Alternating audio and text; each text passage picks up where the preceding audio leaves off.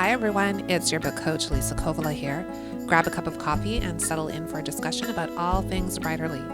I'm the author of Sister's Winter War and Surviving Stutthof, my father's memories behind the death cave, and I'm an author accelerator, certified fiction, and memoir book coach. As a Finnish Canadian, I also love my coffee. In this podcast, we'll take a coffee break together to chat with authors, publishers, book coaches, marketers, agents, publicists, booksellers, and many others. Welcome to Women Writing. So happy you could join us for a coffee and a chat. Louise Ells was born and raised in Northeastern Ontario, Canada, by parents who were both voracious readers. Louise has a PhD in creative writing, works as a university teacher, and her short story collection, Notes Towards Recovery, was published in 2019, and her novel, Lies I Told My Sister, in 2024. Hi, Louise. How are you? I'm very well, Lisa. How are you? I'm so great. It's so great to see you.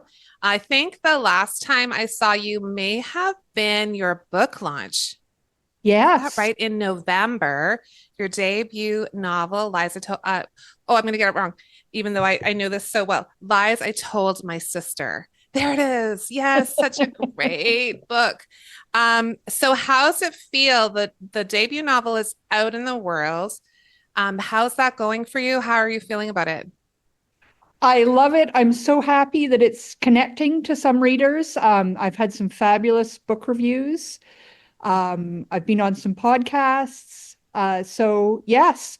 But of course, I'm also really excited about my work in progress. Oh, good. Okay, we're going to definitely get to that. So this is actually your second book. Your first book, Notes Towards Recovery. Do you have it? A beautiful Yes, cover as well. Love that one. Also, Latitude 46. That's a short story collection, right? correct. Yes. Yes. I love that. And when we had your book launch, I had the pleasure of interviewing you for your launch about your brand new book. And one of the questions I asked, and I think I'm still fascinated with this question, I always ask people this, is about any of the kinds of thematic issues that come up in your writing. Is there something that you keep coming back to, or in each book do you go, no, I've done that, I'm going to go somewhere else? Loss seems to be my niche. Yes, I come Yeah. back to loss again and again. The short story collection was an exploration of how women navigate the spaces in families when someone has left due to death or distance, divorce, dementia, disability, um, and the spaces, the lacunae in the family Yeah. created through loss. Yeah. And Lies I Told My Sister is an exploration of loss in other ways. Yeah, amazing. I wonder why we do that. Like, because I do that too. I keep coming back, and maybe even sort of unconsciously at the beginning, I just start, writing, figuring out the characters and what's going to happen, and then I realize, oh, I'm actually exploring the same thing I keep coming back to. Do you have any thoughts about that? Like, what is it that we need for us as writers? What do we need to do here? Is it something unfinished? Is it questions that we want answered? Are we writing our way into understanding and knowledge? Yeah. Um, is it just something that fascinates us? Yeah, I think so. And like you talk about loss, and I feel like it's a sort of a thematic issue in my work too. And because it comes from a personal place, and because it comes from um, understanding what that looks like in lots of forms, as you say, like there's lots of loss of all kinds.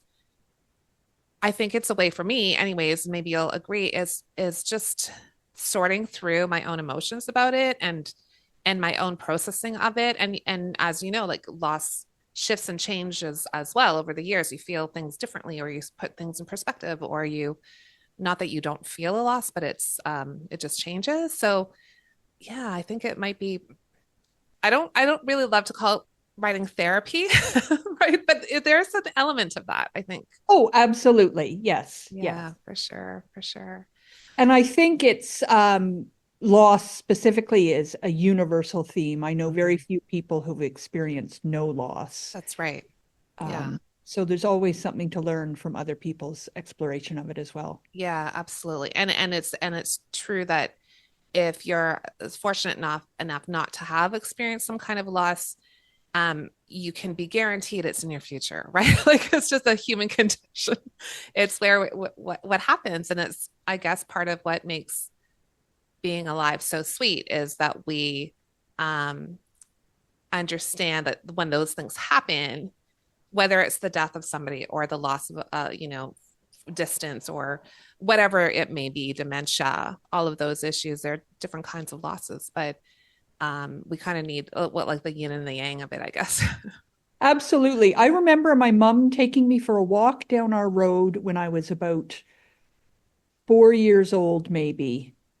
And there were shadows from all the trees, and I was jumping over the trees' shadows.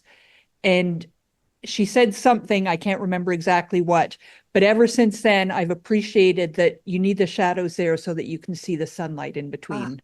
beautiful. Oh, that gives me a little shiver right there. Gorgeous. Yeah, it's absolutely true.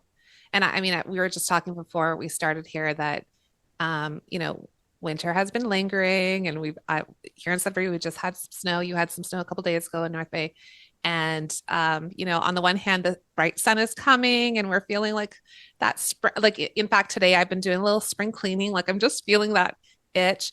But that snow and that reminder that we're not quite there yet is also part of it, right? If we didn't have that, we wouldn't necessarily like really love the idea that spring has arrived. It's all part of it. Absolutely. I Yeah. lived in the Caribbean for 12 years, and the thing I missed the most, apart from my family and my friends, was the change in seasons. Oh, of course. Time went so quickly because every day was the same. Yeah. Dawn was the same, sunset was the same, the temperature Yeah. was the same, essentially. I mean, Right. we had a wet season and a dry season, we had the hurricane season, but Right. Yeah. I really missed the fall, the winter, the Yeah. spring, and the summer. For sure. Absolutely. Love that.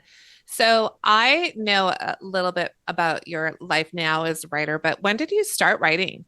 Were you a kid or did that come later in your life? As a child, absolutely, yes.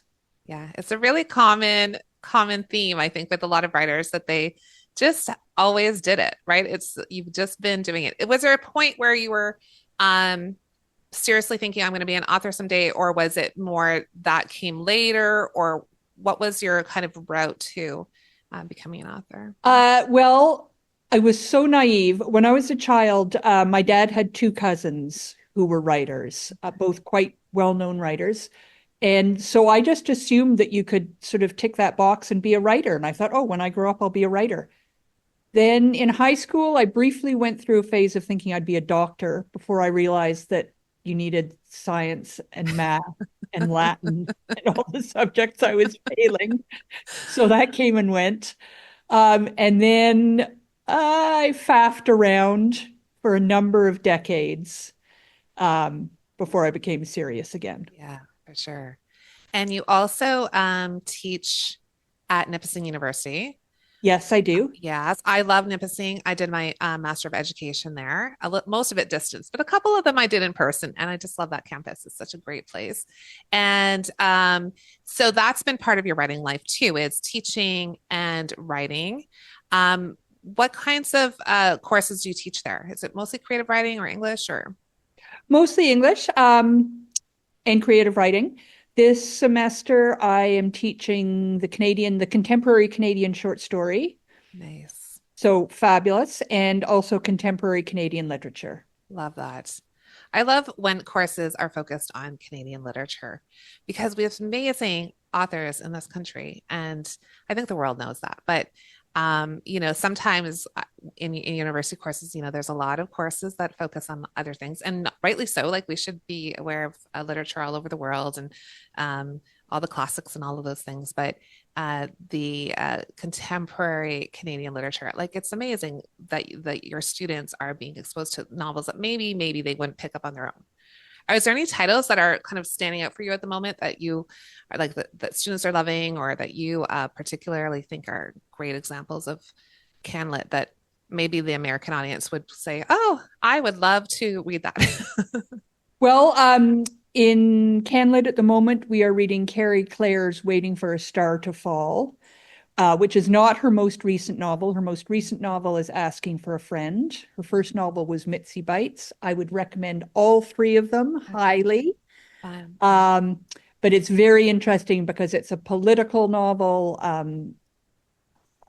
It's a Me Too novel. So there are Yes. a lot of themes which are really, really current and important to speak about. And it's interesting to come at some discussions through a novel Yeah, rather than through a absolutely. newspaper article or a, Yeah.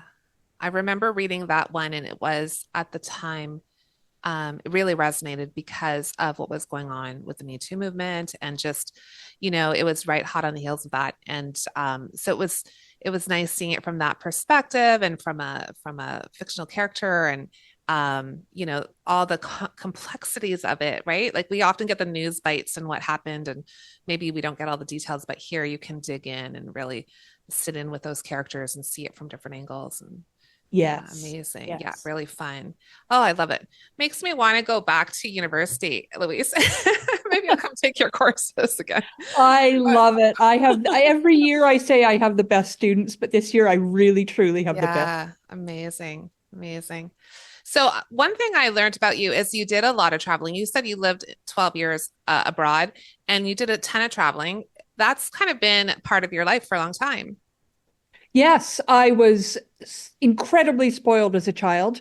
My mom is British. She moved to Northeastern Ontario in help 1960-ish. Okay.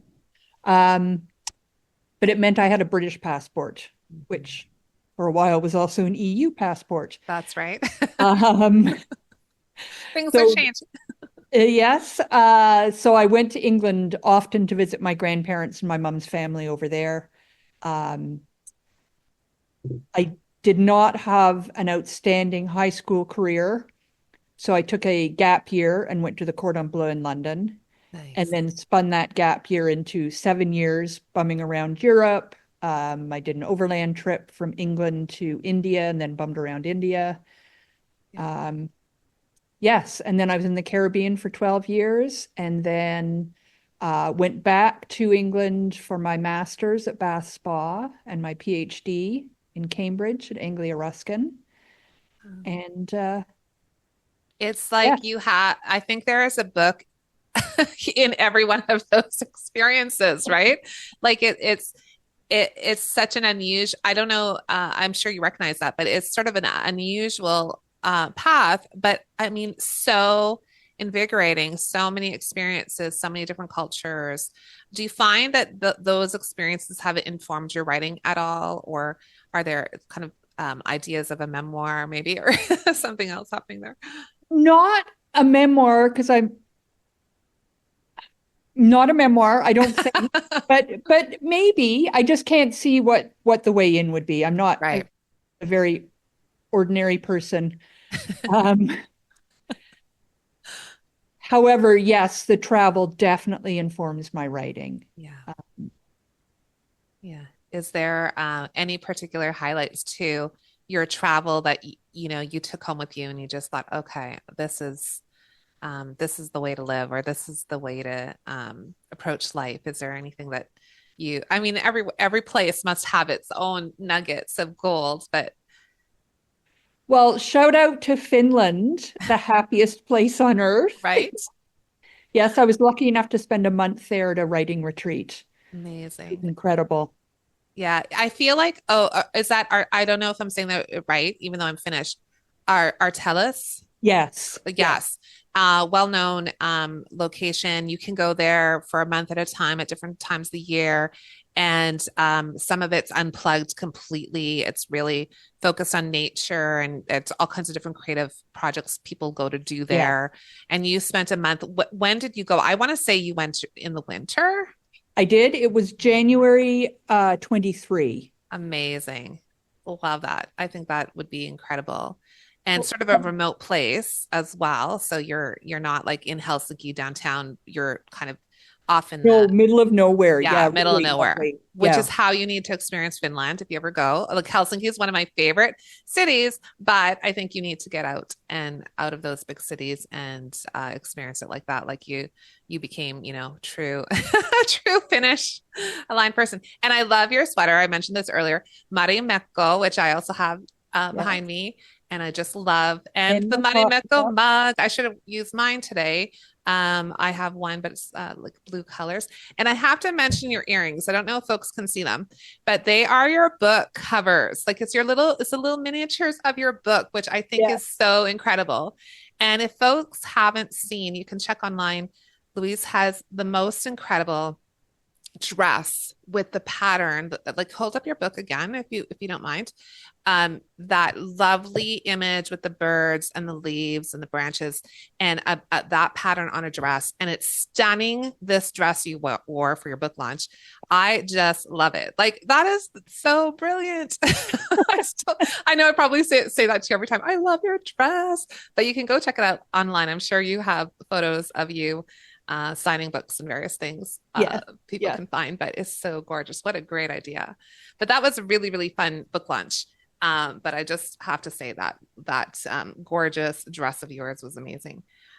So I know you're working on something new. Can you tell us like what is your creative process? Do you write every day? Do you carve out time? Like how do you make that happen? Because I feel like this is the thing that uh, not like it's me for sure, but everyone I know who is a writer seems to be struggling with the sitting down to it part, not the writing part, not that that part is kind of fine once you're sitting down, but it's getting there. Like, how do you make it happen? I love that you even assume I might possibly have a process. I'm hoping somebody has the golden ticket for this. I do not have the magic answer. I'm sorry.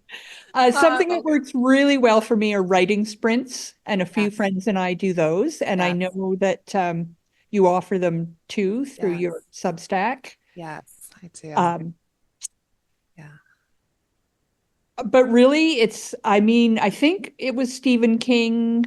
I mean, I'm sure everyone said it, but I think in his book on writing, he said, ass on chair, fingers on keyboard. Yes. Just So do I it. just, Amazing. I just remind myself. Yeah. So would you say in a given week, would you be able to get down to sit down every day or 3 or 4 times a week, or is it at different times, or is there a particular time of day that it suits you better? My brain is firing on more cylinders in the morning than at Yeah. any other point in the day. But at the moment, I use the morning time to prepare Yeah. classes, mark, um, meet with students, Yeah. prepare. Yeah. So that'll It probably just, shift when you get into another when courses are done for the yes, season, then you yes. can shift that around. I think that's important to know too, that writing is going to shift by the week or by the month or the season depending on what else is happening in your life, depending on your commitments. That I think this idea that I'm going to write from this time to this time every day for the rest of my life, like it's just kind of unrealistic. Like I mean, if you can do that, bravo. Please tell us how you do that. Please tell us how you make it happen. Love it. But also I just think it's so hard to um put that on yourself almost, that you must, without going, okay, actually this is the priority at the moment, this has to take a little bit of a backseat, or I'm going to shift when I write to this time because Exactly. you know yeah, I it's used to have acknowledging. beautiful color-coded charts and I'd tick off and so many words per day. But then Yeah. when I didn't hit the target, I just felt like a failure. And Yeah. that's so unproductive and Yeah. so silly. Yeah, that's a good point because a lot of people love their word count per day, or they like, by the end of the week, I have so many pages or whatever it is. And again, if that works for people, go for it. But for a lot of us, if you don't, it's like I don't know, exercising even. If you say to yourself, it's January 1 and I'm going to exercise every day for this amount of time. And then by week 3, you've fallen off. It's okay. Well, now I don't want to do it at all, which is not really progress. It's like just do it when you can and here and there. And you're still making progress. But it's trying to do it something every day can, I think, overload us or make us feel like like you say, maybe not so good about not achieving something. Exactly. And I would rather have 3 pages I'm really pleased with at the end of the day than 20 pages and I know that 17 of them will be deleted. Right. So, Right. although I also am always telling my students words on paper. Yes. Words on paper can be edited, blank Yes. pages cannot. That's a So very true statement too. So when you write a first draft, how much outlining or preparation have you done for that first draft? Do you spend a lot of time on that? I know like people like I've heard Terry Fallis will outline his book for a year until it's perfect and then he'll write, which bravo, because when you go to write, you know exactly what you're writing. But also a lot of people just sit down and write and they want to see where they land and figure it out as they go. So there's often, the people on every all parts of that spectrum. Where do you fall on that? I am the opposite of Terry Fallis. I am very much a pantser. I sit down, I start writing, I figure it out as I go along, or I don't, and I redraft and redraft and redraft. Okay. And usually, somewhere around the fourth or fifth draft, I start making charts about who people are and what their connection is, and maybe the timeline, and maybe some backstory, and maybe things that I ought to remember, Yeah. haven't. Love it. So how many drafts would you say you would typically do? Or I mean, I guess it might vary by book because, every book is its own creature, but I say 7, but I think I'm being generous and it's probably closer to 12. right. But then what is a draft? I mean, Yes. Right. I don't write the book 12 times, but I, No, no. Have you ever done that? Like, I'll tell you a little story. Um, when I was working with an editor on my novel, um, we were having computer issues and the track changes wasn't quite aligning and things were happening. And I ended up madly before I had to get it to the publisher, retyping my whole manuscript. But I thought that like at the moment it was really stressful. But then I realized, oh, there's nothing like this next paragraph I have to type up. There's nothing there I can add, change, whatever I want to do. Like it was like another draft. And I thought, oh, I'm always going to do this. But just not in that short time frame. Like I would do it over, I would do that again over weeks or months, but not in such a short timeline. But there's something about the fact that instead of just changing or tweaking something, um, you see that there's a space, like a blank space where you can do anything you want. There's something nice about that. it's magical. Yes, Yeah, it must have been yeah. magical. So, Yeah. I mean, it's something to try if folks want to try that. But I only did it because I had to. I had to, like, I couldn't send it to the publisher that way. But it is kind of a strategy. It's funny how we find these little strategies by accident. Like, it's not what we Necessity is the planned. mother of invention. Yeah. Exactly. Yeah. Are there any things that you found along the way? Like your first book was short stories, and then the second is a novel. So, was there a shift in your process after having done the first one? Because, you have a little bit more confidence. You have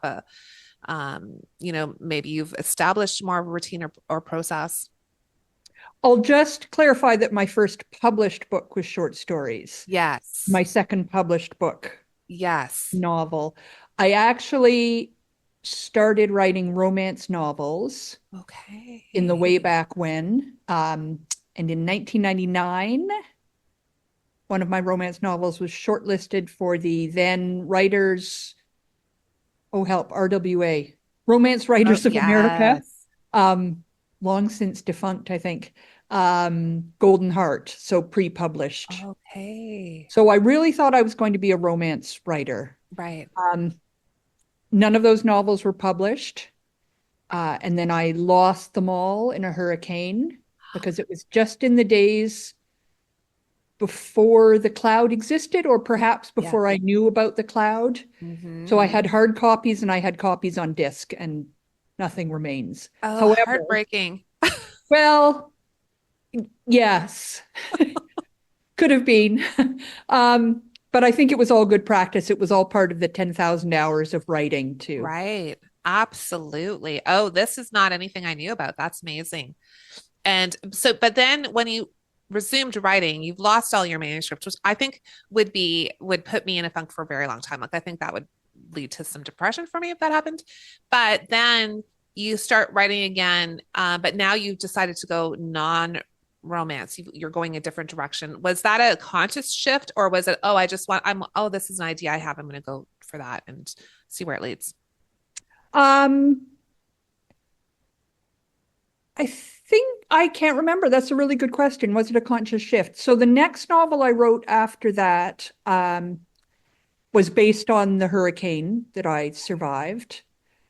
And that was for my master's. I started writing it during my master's. Right. And I thought it was going to be mainstream, but then it became more literary. Okay. So then the short stories I wrote as part of my doctoral dissertation.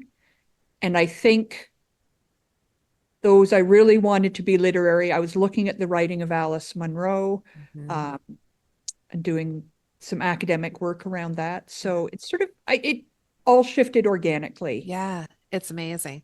Well, I had a similar experience with a novel that's going to come out, I think, next year. I started with, I'm going to write a mystery. I just wanted that challenge. And like, I consciously said, I'm going to do this. And I took a course on it. And it ended up that, well, I think I'm a literary fiction writer because it just morphed into literary fiction. So it has a mystery in it, but it's not like a typical mystery. But sometimes the writing tells you where it wants to go. Like you're writing and it's just, that's where your brain is. That's where the story is going. That's where the characters want to go.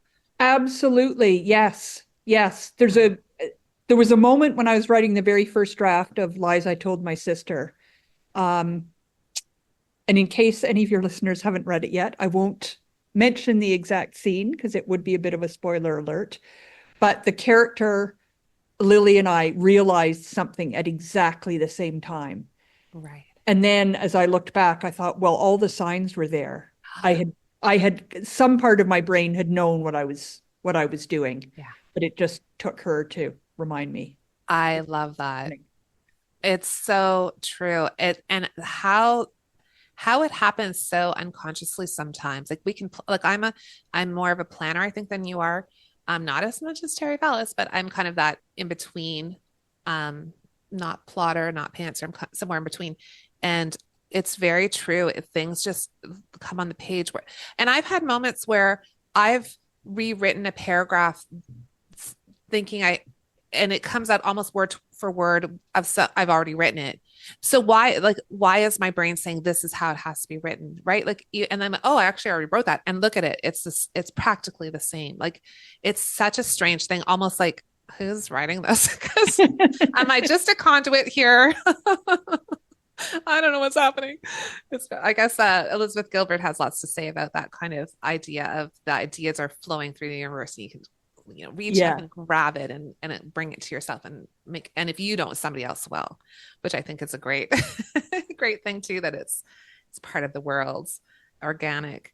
Um, any challenges you faced either early on or later as a writer in terms of, well, anything really, but there is the whole writing part, which is a challenge. And then there's the whole getting a publisher and marketing and promotion. Like at every stage, there's some new challenges. Is there anything that you can talk about that will help us kind of understand that process a little bit? I was super lucky getting a publisher. Just super lucky. I was at a Conspiracy of Three reading in North Bay. That's Canada's longest surviving reading series. Yeah. And Heather and Laura from Latitude 46 were there with one of their debut authors. And I think Heather said, oh, if you ever want to submit, just submit. And it still took me a year, but when I did submit, they accepted. So Yeah. Amazing. I had been going down trying to find an agent and lots of rejections, and I had sent to some other publishers and been rejected. But Yeah. in hindsight, it seems like I was super, super lucky. Yeah. Amazing. Yeah, and full disclosure, we have the same publisher. Yes. So it's a Northern Ontario publisher, and they are women owned, which is lovely. And they publish Northern writers, which I think is great because, as we know, places like Toronto and New York, like those are the hubs. Like Toronto is a real hub for writers and lots of literary agents and publishers. And then we have publishers all across Canada too. But this is kind of niche, and it's so lovely that we have so many authors who have been published through Latitude 46 that perhaps may not have.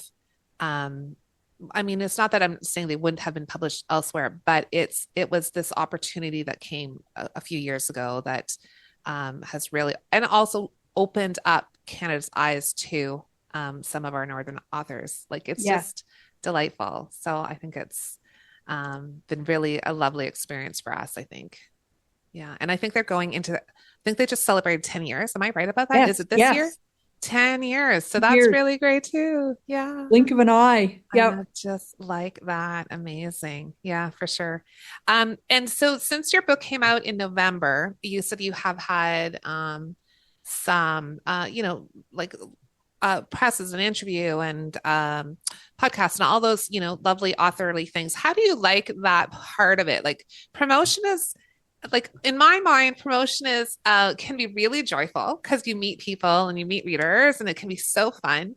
But it's also hard because it's like, how do you approach people? How do you get your book out there? It is a small press. We are from sort of a northern location.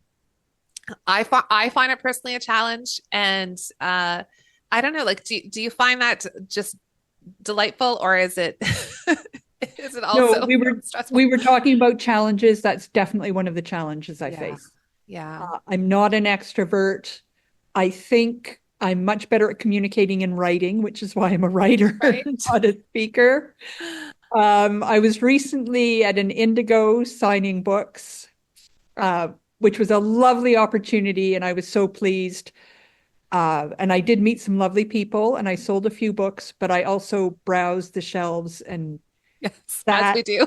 sat reading, which is Yes. probably not the best I use know of it's my so time. hard. I know every once in a while I go to an Indigo or somewhere and there's an author and I always have to go stop and speak with them because I know what that's like to be at the other side of the table. And on the one hand, sometimes you get a little flow of people and it's really fun and you chat with them and whatever. And then there's this periods of time where people just almost avert their eyes as they walk past you. They just they don't have time or they're off to the whatever section to get whatever and they don't want to chat about your book and perfectly fine folks, that's fine, but I need to go and have a chat with this person because they've been here for several hours and they're ready for somebody to have a chat with them. So I feel that, right? Like it can be so fun and also depending, if the weather's beautiful in Sudbury on a Saturday in the summer, people have gone to camp. They're not coming to Indigo. It's just not happening. Oh, so fun. Any highlights for you this round with this book coming out? Highlights, yes. Latitude 46 has a publicist, River Street Writing. And so I've been introduced to all sorts of podcasts that I never would have found on my own, Nice. Amazing. which, Yeah. and complete strangers have read my book Yeah. and that's Amazing. always fun. Love it. Yeah, Holly was on the podcast a while back, and she's amazing. It's full of energy, and she has real supportive of other authors, and does such a great job with social media. A whole other topic, right? Social media, and is an amazing poet and author in her own right. So, yeah, very fortunate that we have this publicist now with Latitude 46. It's a nice marriage of Yes. publishing and promotion and whatnot. Oh, I forget what I was going to ask you. It was kind of on the heels of that, but anyways. So you are working on the next one. Where are you in that process?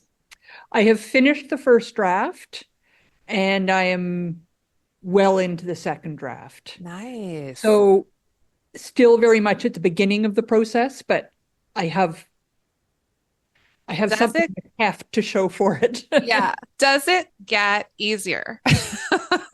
No, No, not for me. no. Okay, I think we can live with that. Or do you think you'll ever return to the romance novel? I mean, that's the hottest genre right now. It's doing great. Do you think that's something you go, okay, I'm going to revive some of those stories that I had back in the day and rewrite them or just start fresh? Maybe, maybe, Yeah, maybe. maybe. I love keeping all the doors open. I Yes, really do. yes. And there's this sort of sense that writers, once they find their niche, they should stay there. And I just don't believe that. I think No, you should no. just go for you want to try this, go try that. You want to try that, go try that. Like I feel like that's how you flex your muscle and that's how you learn and why not? And a lot of folks I know use a pen name if for a completely different genre, just so that readers don't get super confused, which fair. But yeah, I think that's fun. Like if you can sort of cross all the genres that you want to cross, great. And you have some expertise there, so you have a something to fall back on in terms of the romance. Like you've been a romance writer, so I'd love to see that I happen. also have a chapbook of poetry that I'm trying to shop around. Nice. Okay. See, Louise, I feel like we have known each other for a long time, but there's all kinds of little tidbits I didn't know. I really wasn't that aware that you wrote poetry. Of course you do, because you do all things. It's amazing. Of course you do. Why am I not? Why am I surprised? So that is a book that you're shopping around. Is there anything in particular? Like, is it nature? Is it like what kind of poetry would you say? I know there's haiku and there's all kinds of Um, forms. it's um, it's a combination of blank verse, free verse, sonnets, Nice.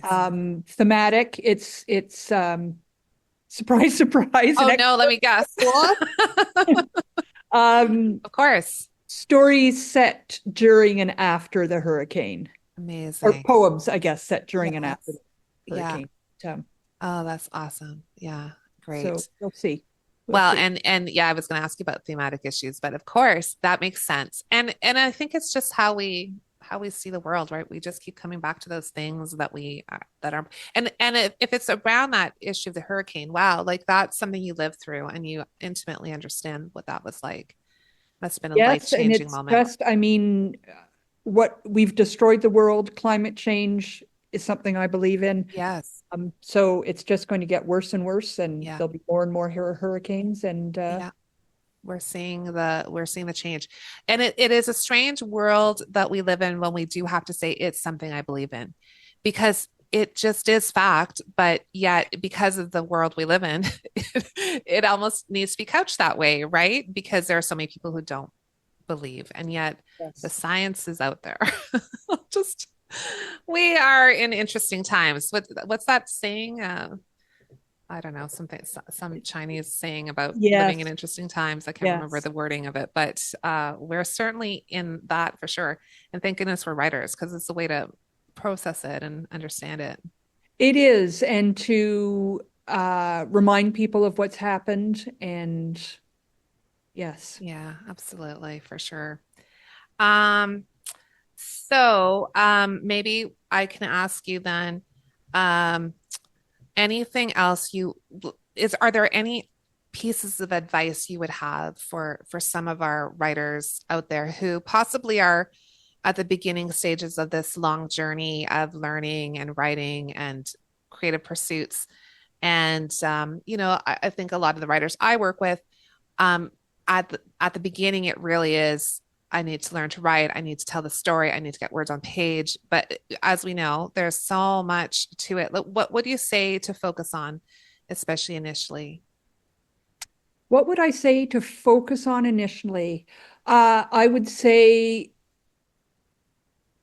although there's a lot on social media that can be helpful to writers, put down your phone and pick up a book and read when you aren't writing.